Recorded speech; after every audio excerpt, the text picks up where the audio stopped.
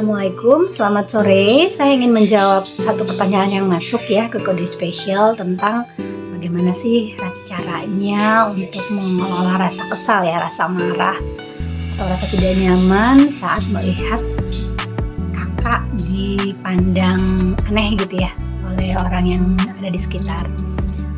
Terus terang saat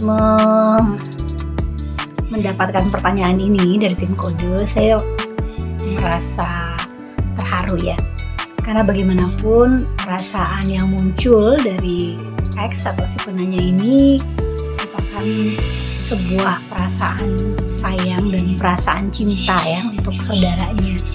Jadi siapapun itu ya, X terima kasih gitu ya sudah mencintai dan menerima kakakmu sedemikian rupa sehingga juga tidak rela dia disakiti. Sungguh-sungguh sesuatu yang sangat mulia. Nah, kita balik ke pertanyaannya ya terkait dengan gimana sih caranya nih mengelola rasa tidak nyaman atau rasa marah saat melihat kakak diremehkan ya, terkesan diremehkan atau dianggap aneh oleh orang lain.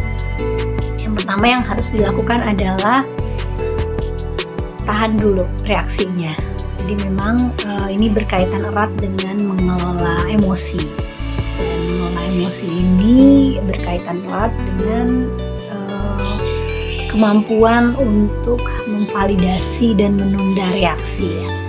Jadi yang pertama dilakukan adalah terima dulu perasaan itu, perasaan gak nyaman, perasaan mungkin terasa diremehkan gitu ya, marah, perasaan kesal gitu ya sebagai sesuatu yang wajar, karena memang mungkin tidak enak rasanya ya ketika melihat orang yang kita sayangi dipandang rendah gitu atau dipandang aneh.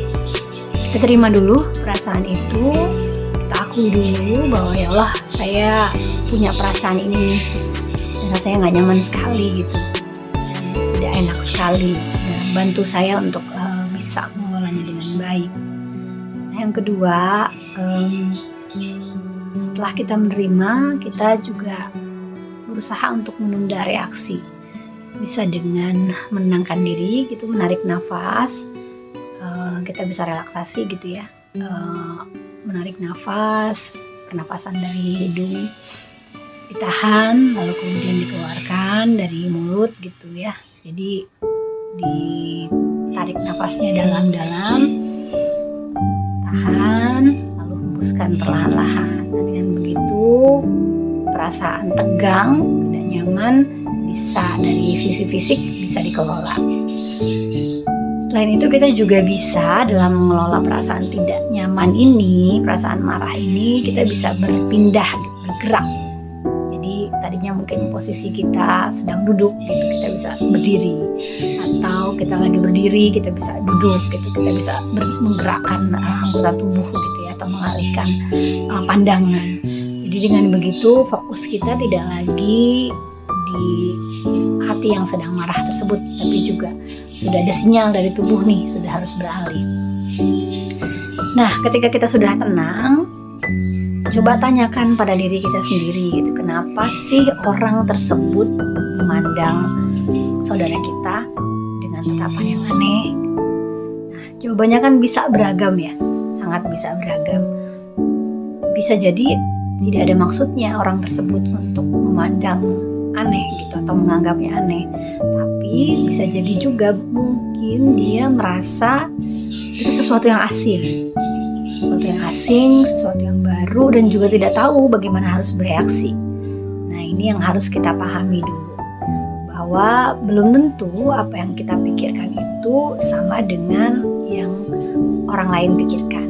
Nah, dengan begitu kita bisa menerima nih, kita bisa mengelola pikiran kita juga, bahwa itu belum tentu valid loh apa asumsi yang ada dalam diri kita.